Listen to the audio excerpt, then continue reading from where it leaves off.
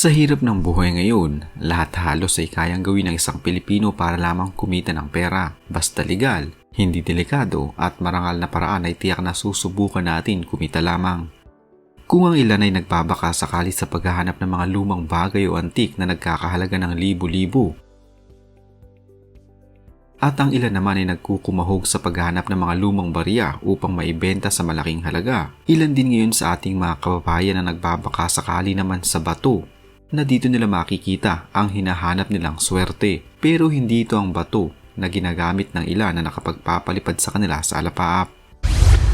Ang batong aking tinutukoy ang mga batong kung minsan ay madadaanan mo lamang sa kalsada, mapupulot sa sapa o kaya babagsak na lamang mula sa kalangitan.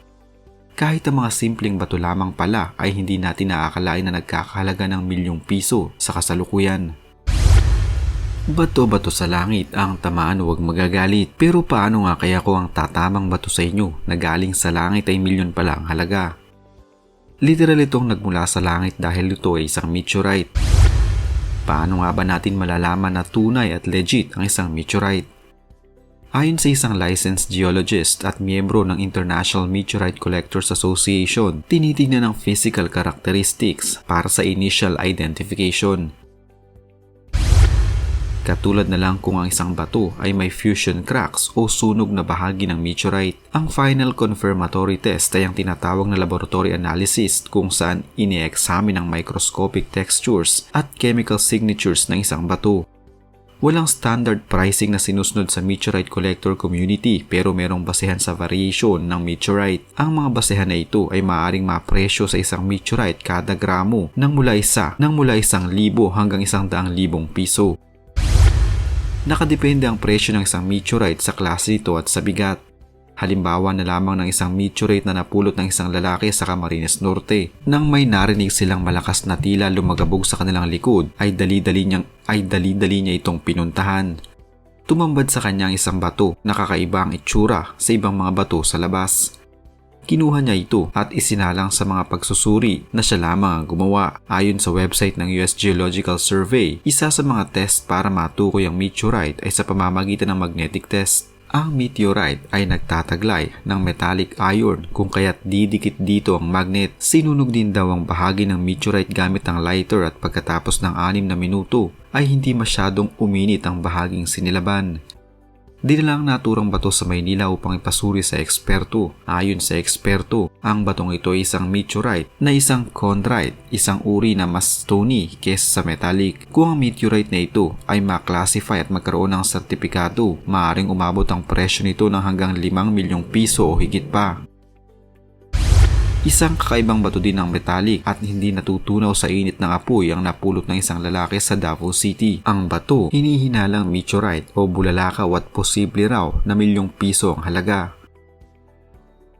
Ayon sa nakakuha nito, nakita niyang bato nang minsan siyang maligo sa isang sapa. Nakita niyang bato na nagliliyab pa, kaya inakala niyang San Telmo fire ito o bulang apoy sa mga alamat at folklore ng mga Pinoy.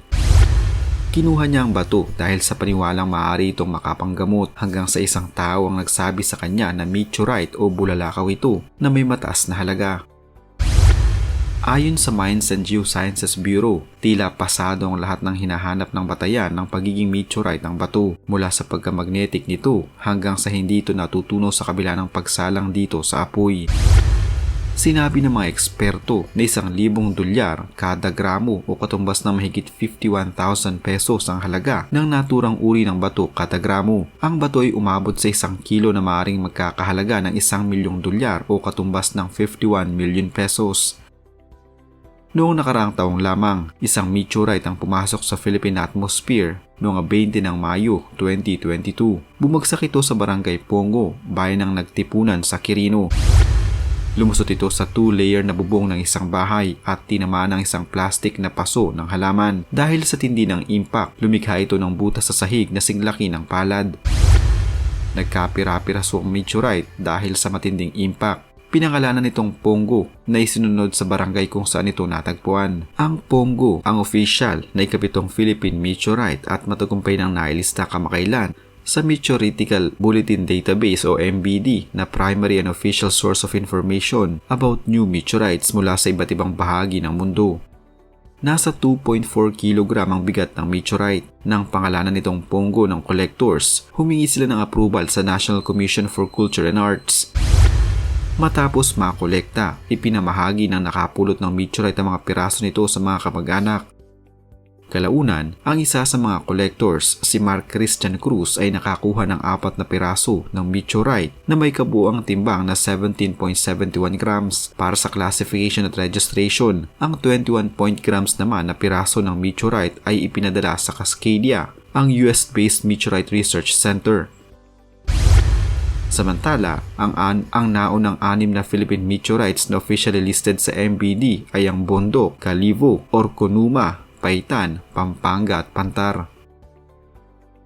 Ang iba ay ginagawa ng hanap buhay ang paghahanap ng ilang mga bato sa Pilipinas na inaakala nilang mahal ang presyo gaya na lamang ng isang meteorite. Hindi kasi basta-basta ang presyo nito, depende pa sa klase ng meteorite at sa rarity nito. Halimbawa na lamang isang relo na ibinebenta kamakailan lamang mula sa 1 hanggang 10 milyong piso ang halaga. Kung tutusin sa presyong ito ay maaari na makapagpagawa ng magandang bahay, bumili ng magarang sasakyan at magtayo ng negosyo. Pero ayon sa ilan, ang pagbili sa relong ito ay may tuturing ng isang investment. Ang relong ito ay ang Rolex Daytona Rose Gold Meteorite at ang dials kasi nito ay naglalaman mismo ng meteorite mula sa outer space. Ang presyo nito 5 taon lamang nakakalipas ay 3 million pesos lamang.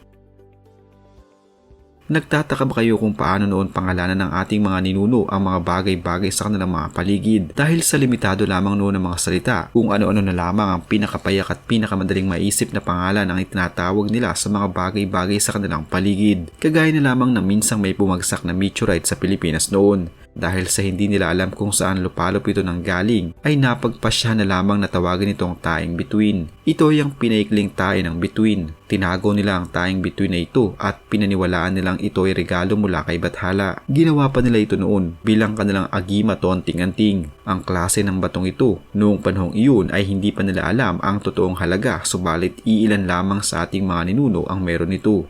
Kaya naman ang ilan ay dinadala ito sa ibang mga bayan upang ipagmalaki. Maaari naman tayong makaisip ng ibang pangalan pero sa taing bituin na hindi masyadong nakakadiring pakinggan gaya na lamang ng luha ng tala, bituing bato, patay na bituin at kung ano-ano pang mga pangalang maaari nating ibansag dito na sigurado akong hindi tayo mauubusan ng ating bokabularyo. Subalit mas pinili ng ating mga ninuno ang literal na pinagmulan ng taing bituin na animoy nalaglag umanong dumi ng bituin mula sa taas. Pero buti na lang at hindi ito tinawag na tae ni Tala dahil si Tala ay ang kinikilalang Diyos ng mga bituin ng mga sinaunang Pilipino na anak ni Bathala.